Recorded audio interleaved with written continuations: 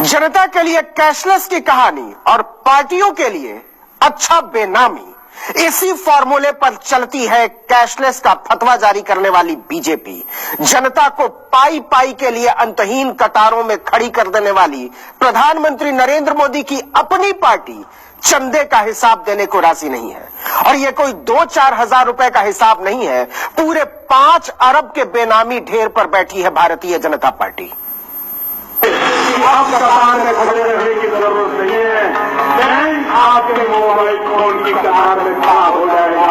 Bank आएगा कि मुझे आप यहाँ रखो, वो दिन आ सकते हैं। ऐसे कैशलेस हुए हैं कि जेब में पैसे ही नहीं बचे, बैंक देने को राजी नहीं, गवर्नर बताने को राजी नहीं और प्रधानमंत्री समझने को राजी नहीं। खाली हाथ, खाली जेब और खाली बटुआ। और प्रधानमंत्री घूम घूम कर मजदूरों और जूता गांठने वालों तक में कैशलेस का मंत्र फूंक रहे हैं। लेकिन समझ नहीं आता, जिस कैशलेस के फायदे के लिए कोहराम मचाया है, उसे खुद अपनाने में कलेजा क्यों कांप रहा है। जबकि चुनाव आयोग ने भी नकद चंदे की अधिकतम सीमा 20,000 रुपए से घटाकर 2,000 करने की सिफारिश की है, लेकिन मोदी सरकार इस पर बात करने को भी तैयार नहीं है। कैशलेस की तड़प ऐसी है कि 43 दिन में 60 बार बैंकिंग के नियम बदले जा चुके हैं, लेकिन राजनीतिक दलों पर हाथ डालने में कांप रही है बीजेपी।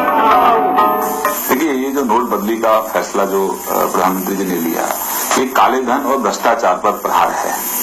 और सत्र से पहले ही देश के प्रधानमंत्री जी ने सभी पॉलिटिकल पार्टियों से आग्रह किया था कि राजनीतिक जो चंदा पॉलिटिकल पार्टियां लेती हैं, उस पर चर्चा होनी चाहिए। चुनाव से काला धन समाप्त होना चाहिए। मतलब जनता को सताना और बीजेपी के लिए बहाना। इस बहाने की ठोस वजह है क्योंकि वह खुद ही नकद की शौकीन रही है, बीजेपी चलती ही नकद से। इसी साल की एसोसिएशन ऑफ डेमोक्रेटिक रिफॉर्म्स यानी एडीआर की रिपोर्ट के मुताबिक पार्टी ने बताया है कि उसे 2016 में चंदे से 872 करोड़ रुपए मिले। अब देखिए कि इस 872 करोड़ में 434 करोड़ 67 लाख रुपए का चंदा 20,000 रुपए से कम के टुकड़े में आया। मतलब कुछ बताने की जरूरत नहीं कि वो दानवीर कौन थे जिन्होंने बीजेपी पर अपनी गाढ़ी कमाई लुटाई है। इतना ही नहीं, बीजेपी को 613 गुमनाम लोगों ने 76 करोड़ रुपए का चंदा दिया है। इसका मतलब ये हुआ कि 12,40,000 रुपए की रकम प्रति दाता बेनामी है। हम लेस कैश इकोनॉमी की तरफ जा रहे हैं, तो निश्चित रूप से बहुत बड़ा चुनाव सुधार है। कोई भी अगर पैसा पॉलिटिकल पार्टियों को देता है तो वो भाई चेक देगा, उससे पारदर्शिता रहेगी, कौन व्यक्ति किस पार्टी को कितना दे रहा है, पॉलिटिकल पार्टी कितना ले रही है।